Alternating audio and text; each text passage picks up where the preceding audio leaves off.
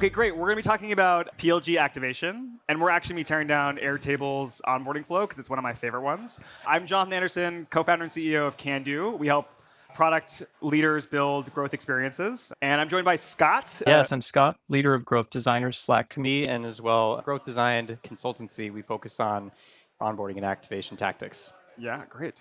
And how many people are in your Slack community now? We have about 1,500. Really so cool. started about 5 years ago and just slowly grown. Really, really cool. We're going to be tearing down what is one of the better onboarding flows we've seen. Yes. Great.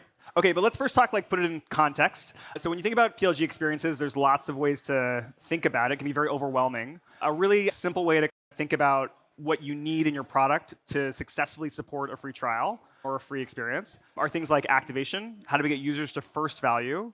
Adoption. How do we turn users into power users of your product? And then conversion. How do we get them to pay or pay you more? So that's the general framework for how to think about PLG experiences.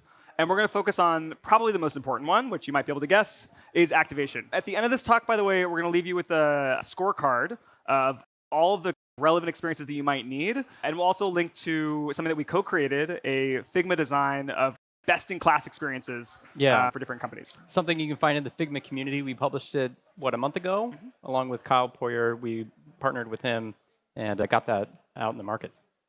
All right, well, let's get into it. Okay, so tell me what's happening on this first slide with the Airtable's onboarding experience. Well, before we jump in, Jonathan, who here has onboarded into Airtable? I'm sure a lot of you probably have. Probably don't really remember the onboarding experience, so we're going to refresh your memory here. The first question that they're asking here is, what team are you on? They want to know a little bit more about you. So why would they be asking this? They want to be able to figure out, of course, how to personalize this experience for you. Some of the things that stand out to me, they actually have this unique right-hand panel. As you're answering this, they're actually creating this name badge visual entity of your account. So it's psychologically, you're making this entity as you're going along. So as you click whichever pill that you're selecting, it actually dynamically changes out in that visual. As a designer, it's a really nice touch. Of the people in the audience, how many of you ask for somebody's role when they're signing into your product? Is that a question you ask?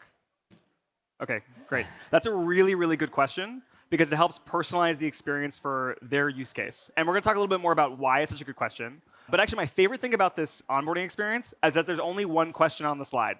Make it really, really easy, one thing at a time. And that's really one of the best ways to kick off your product experience.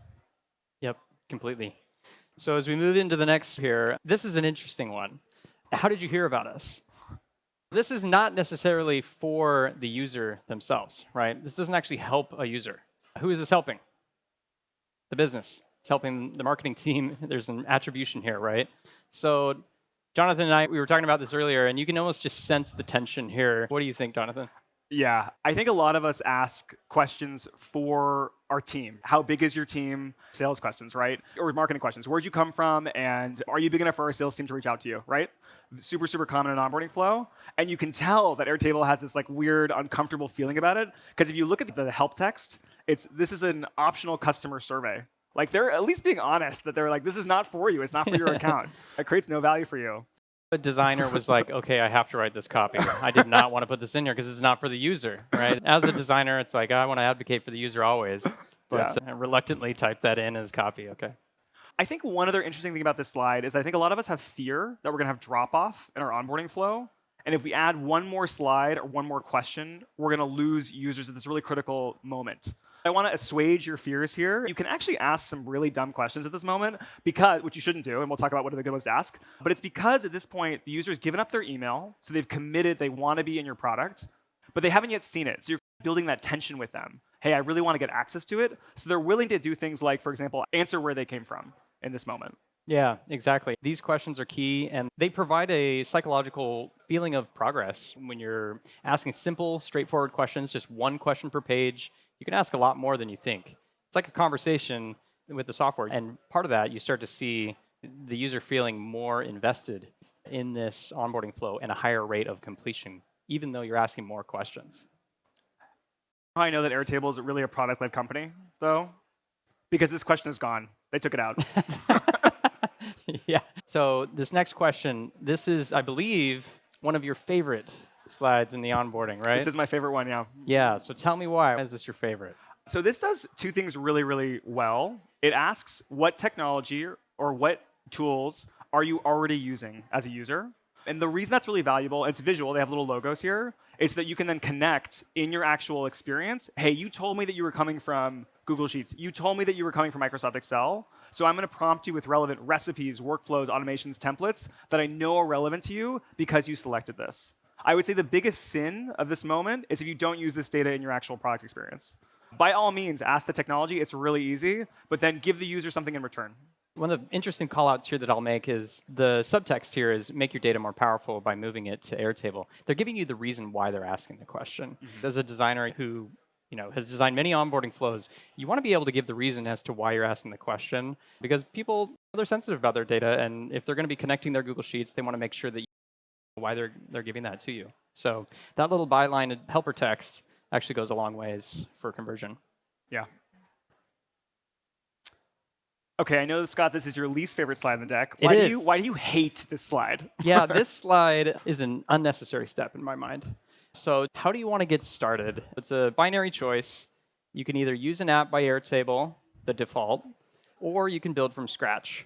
So why would they be asking this? Why not just give you the app itself? And then build from scratch should be the fallback. And if you actually go to the next slide, you'll see that's what they're actually doing on the next slide. These two steps could be combined.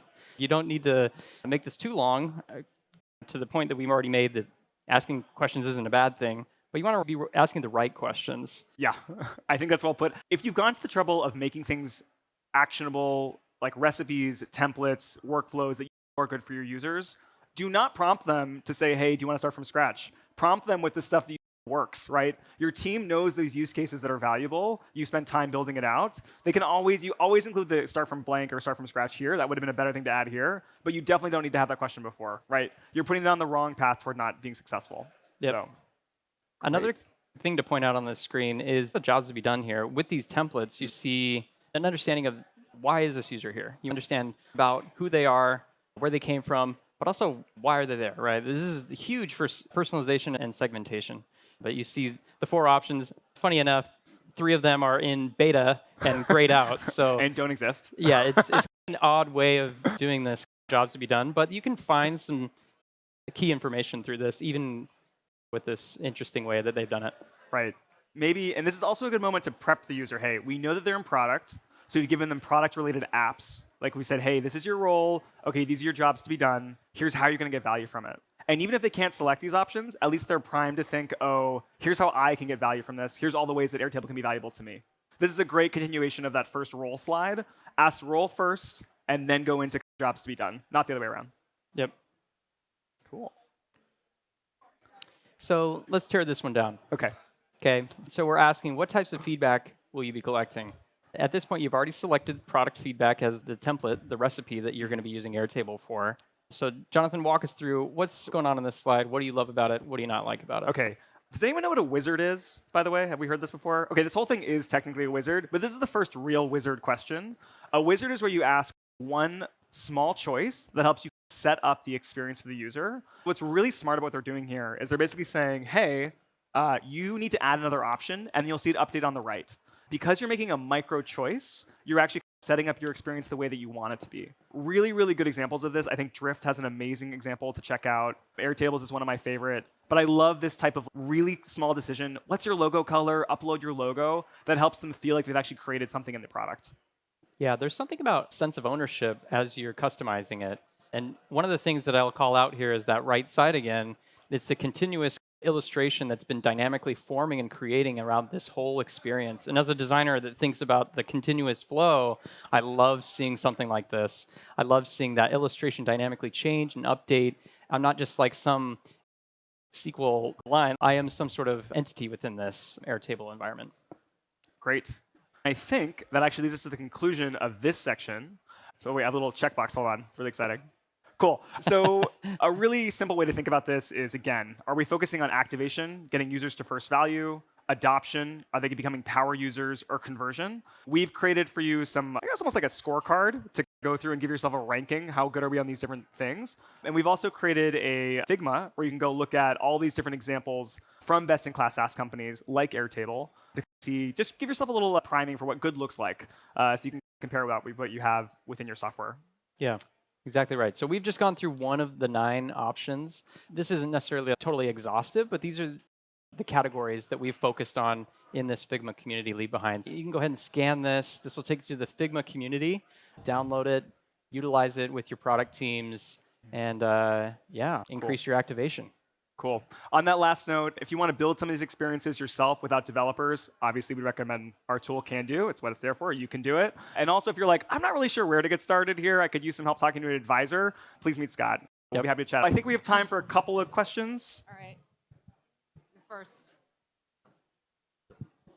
So my question is around, you mentioned picking the role when you go through the process. What do you think about like situations where the person that's actually opening the account is not the only type of user that exists? So let's say like a project management tool where you have people that are like managing people that are doing the work, other people are maybe doing financial reports around that. So how would you approach that in this onboarding wizard? So just to understand more about your question, so this is like a proxy sign up on behalf of somebody else, or? Yeah, I mean, the person that's there, let's say it's a product that has multiple types of roles in it. So the onboarding is probably not the same for everybody. And have you seen good examples of that? I haven't. That's why I'm asking. Oh, okay. Yeah, you have a flow you want to share? Yeah. Yeah. So we call this the invited user flow. It's when you come into an account that's already been set up. How does it look, right? And I think a really good example of this is you have a technical user coming in who has like a maybe install script. Maybe you have a user that's coming in that is not so technical who needs to invite that user in. That's a very common flow for this. Another great example is when somebody's already added data into the account and there's likely to be data populated versus what do you see initially when there's not any data there. A good way to think about this is, again, sign up survey. If you need them to identify who they are, use the survey. If they were invited, you already know the role, you can skip right ahead. I really like using empty states for this, actually. And thinking about how do we want to communicate with this person and start to think about in-product content as a way to really communicate the right message to that specific user type when they first land there. I personally hate a skeleton state. That's when you have an empty experience where data could be. I much, much, much prefer when it says, here's what the feature is, here's why it's valuable to you as a user, and here's the value that you're going to get from it once it's set up. Yeah, and if you've gone through and had a personalized flow, you're going to be able to get dynamically helpful text in those, say, empty states. Yeah, empty states should always be actionable, right? Or educational. How do you customize the flow for mobile use? Like someone's signing up and onboarding on a mobile device. It's a good question. It always depends on the product use case. For mobile, I mean, you just need to take into consideration the form factor, right? So it might be a more lightweight flow. You may not have all the exhaustive options. You may not be having that right panel that's dynamically updating and creating that like visual entity, right? You're gonna have to strip it down and make it more user-friendly for thumbs. People from onboarding in mobile where they would just enforce onboarding only on desktop. Yeah, you never want to put in like a hard stop. There should always be a completion, right? You don't want any dead ends on a mobile onboarding flow. But for instance, there's a question here that's upload your Google Sheets. That's going to be really hard on a mobile device. You probably go into Google Sheets, grab the URL and put it in. It's like, it's doable, and maybe you provide that option. But I mean, you got to think about that, maybe just excluding that question and hitting them up in a drip email for that data point later on. Yeah. I also love the like we're best viewed on. If we're being honest, your mobile experience is not what you want it to be right now, and that's fine. That's totally fine. I think adding a best viewed on desktop comeback, especially if you have a builder tool, that's super common. But yeah, I think that's a great way to do it. Great. Are we at time? Amazing. Thank you so much. Thank you, everybody. Great to chat.